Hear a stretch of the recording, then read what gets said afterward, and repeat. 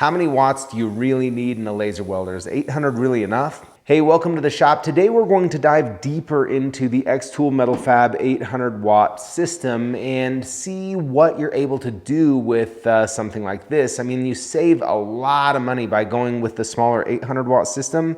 However, you don't want to underbuy and get something that isn't capable of your projects. So we're going to work through some different materials and thicknesses to see where the capability really lies on this and when you might want a higher output unit or a different process altogether.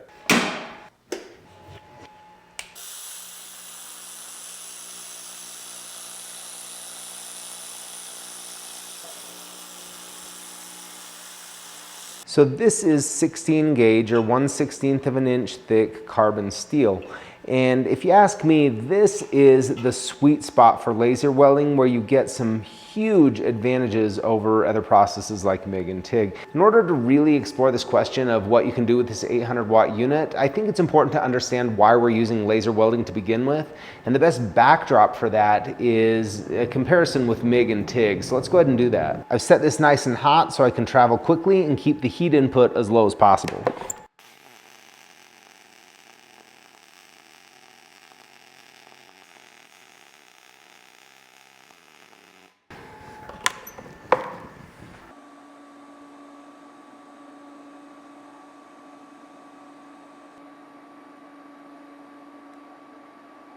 So here's the laser weld, the MIG weld, and the TIG weld. And on this thinner material, laser welding really shines. Not only is that weld really aesthetically pleasing, which matters, especially if you're making furniture, handrails, custom automotive parts, but also you have a lot less heat input compared to MIG and TIG welding.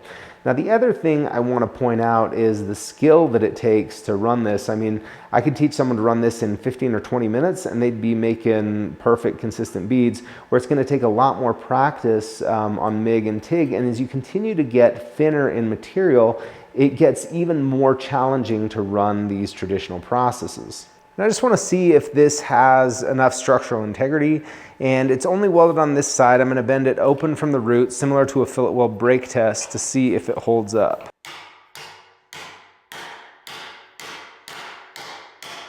That's pretty sound, but it doesn't take a lot to hold up at this thickness. On that thinner material, where I believe laser has the biggest advantage over traditional processes, this 800 watt system runs it just fine, but we're gonna keep pushing the limits and try some other materials too to see where it runs out of steam. This is 1/8 inch thick carbon steel, and one thing I've learned on these thicker materials is that if you angle the gun down a little and shoot more into the joint, that penetration actually covers the joint instead of just sitting down in the bottom.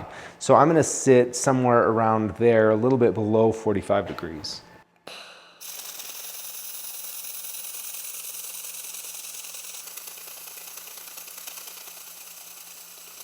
That is really clean, and while it ran a little bit more slowly than the 1200 watt xTool, it still moved along at a reasonable pace and it was really easy to run.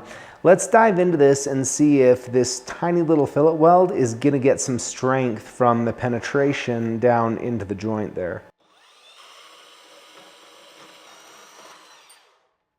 Oh man, that's even better than I expected. That's a full penetration weld all the way through that top plate. Just to make sure there isn't some sort of major defect on the inside, I'm going to bend it open from the unwelded side and see how it holds up.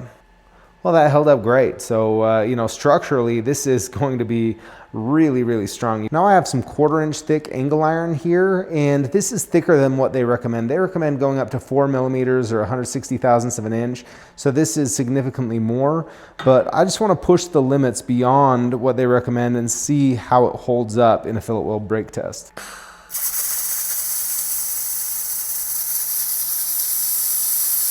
That is pretty slow. Took me a minute to get in the groove, but overall not too bad. I'm gonna go ahead and break this open from the unwelded side, and we should get a pretty good idea of what penetration we had along the length here. Didn't take much. So there's penetration down into the root of the joint, but there's just not a lot of meat holding it together. And so when you get up to 1/4 inch thick here, you're definitely gonna want more power than an 800 watt laser, but also MIG welding doesn't leave a whole lot to be desired. Let's compare them. This weld's a lot bigger, so you have a lot more meat holding this together. It's also a lot easier to run MIG welds on this thicker material. You don't have the same limitations with MIG and TIG on thick material as you do on that thin stuff, so there's less of an advantage from the laser. A lot stronger.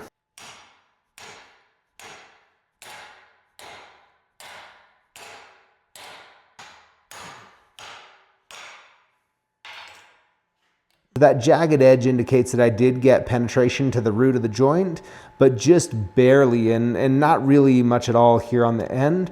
So even though I didn't penetrate much into the root, I have quite a bit more weld throat just from the deposition or how much weld metal was deposited. So if you compare that to the laser weld, I had more penetration here, but it just wasn't enough of a weld deposit for this thickness. Now on a higher wattage laser, you might punch through like that 1/8 inch, and that could be viable. So my takeaway from this so far is that the MetalFab 800 watt is awesome up through 1/8 of an inch thick material on steel and stainless steel at least. We'll look at aluminum in a minute. But beyond that, it starts to run out of steam. Now that being said, when you get beyond that thickness, I'm probably going to reach for a MIG welder or stick welder anyway, and so I wouldn't use the extra wattage if I had it. So I think capability for the money, you can't really go wrong with running the MetalFab 800 up through that 1/8 inch thick material.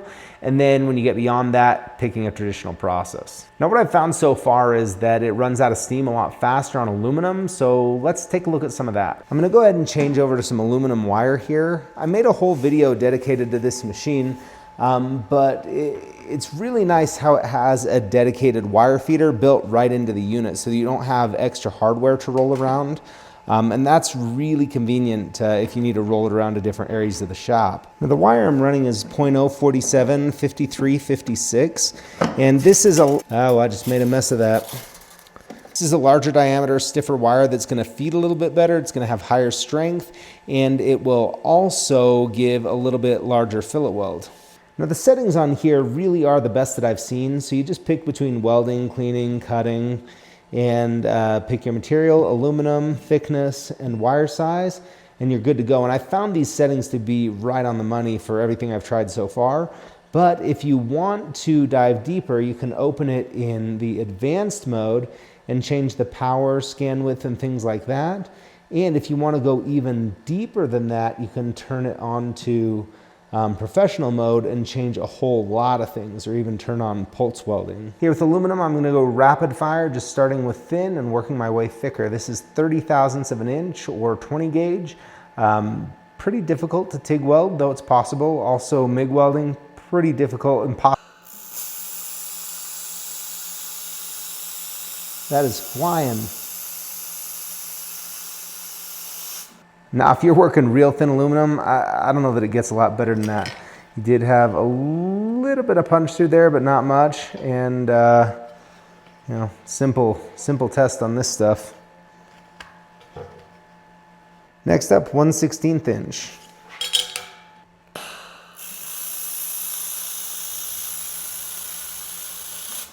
Look at how clean that bead is. No suck back on the back, nothing burning through on the bottom. Bend it open from the unwelded side.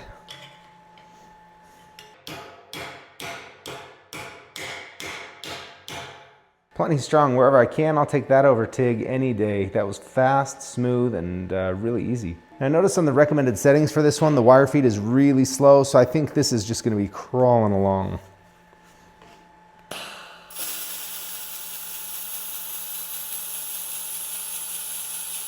Gonna need a calendar to figure out when this is gonna finish. A lot of fume coming off of there.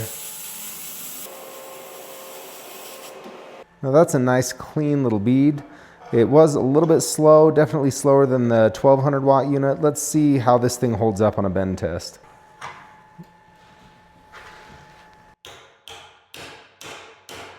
That is stronger than I thought it would be. It's starting to pull apart in the weld. Let's bend this back and forth and see what we got.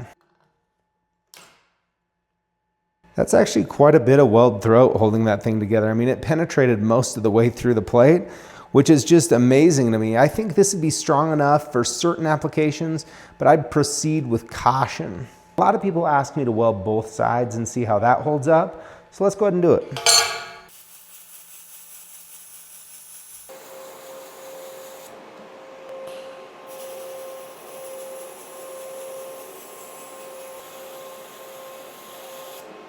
Now, based on the other one, we probably penetrated all the way through from both sides, plus you have both of those fillets reinforcing it. I think it's going to hold up pretty good.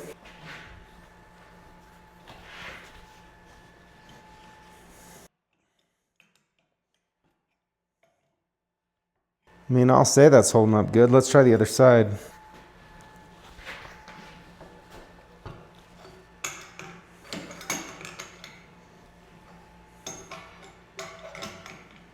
I got to tell you, I'm pretty impressed. That held up really, really well. So on 1/8 inch thick aluminum, when you're able to have the right joint geometry, such as this weld on both sides, and it's not cyclically loaded where you might need a little extra reinforcement, I'd have no hesitation using the laser. Now, if it is cyclically loaded and it is this thick or getting thicker, I'm probably still going to go for the TIG because I can build up just a lot more filler there to avoid cracks in the weld, but this is going to be useful for a lot of different situations. Now, at the end of the day, I really think this 800-watt system is right in the sweet spot where you get by far the best value for the money, because on the really thin stuff, there's nothing that compares to laser. And even going up to 1/8 of an inch thick, you get some really stout welds that need no post-processing at all, that are completed with no skill. And you combine that with the ease of use on the interface from the xTool system, the built-in wire feeder, and you really have a winning combination. So I'd highly recommend this, as long as it's going to be able to do the projects that you're hoping to. Now, if you are interested in picking one of these up, I have an affiliate link down in the description below that does help support the channel at no extra cost to you. But if you're not interested in that, no problem at all. Hey, thanks for tuning in today. If you enjoyed this or learned something, let me know by leaving me a comment below or hitting that like button, and we'll see you next time.